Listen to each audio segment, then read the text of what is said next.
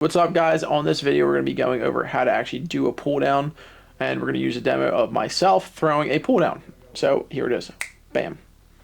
So, yep, this is me. I'm going into that full sprint. Yep, yeah, I threw 96. Here it is. So we're going to slow it down for you guys. So in each frame, right, you see I'm going into a dead sprint. From here, as soon as I go to turn, I'm dead sprint to turn my hips. I'm going to plant my back foot, that little quick step behind, and fire that ball as fast as I can. So if you were to like technically fall over after doing this, that's perfectly fine. Give yourself enough space to make the throw. But obviously, it's going to be run fast, step behind your back foot, you're pushing off, throwing as fast as you can, use your momentum. It's really not that complicated. People really make it way more difficult than it needs to be. If you guys have any questions, please reach out. This is pretty simple to do, and just watch it a few more times and see Coach Nick ripping a 96. So I know I just kind of jerked myself talking about how to do a pull down and I threw hard, but very seriously, if we're going to talk about pull downs, there's a lot more stuff you should know. Not just how to, but why you're going to be doing them. Well, let's start with why. Why would we be doing pull downs?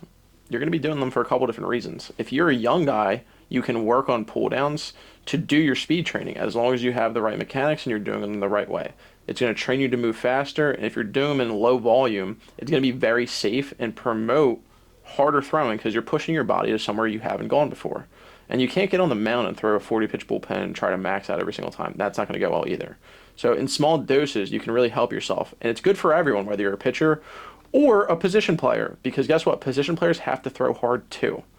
So if you're a guy who needs to increase his throwing velocity from the outfield, it might not be plyo ball training that you need, and it might not be weighted ball training, and it might not be all these bunch of stuff, okay? What you do need to do is you need to work on your pull downs, because guess what? That's going to be what you're doing in the game. A pull down is the same thing as a crow hop, essentially, or charging in on a ball and throwing it as hard as you can. Like, really break down, when you run in, you're coming through the ball, you're turning your hips as fast as you can, and you're throwing it as hard as you can.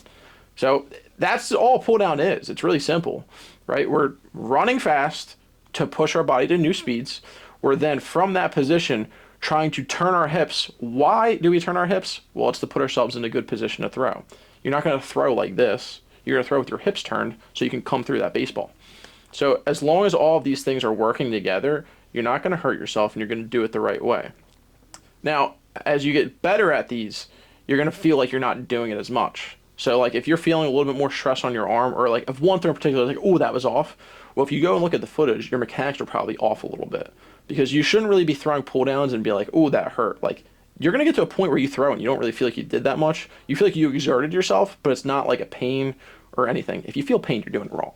So just keep that in mind.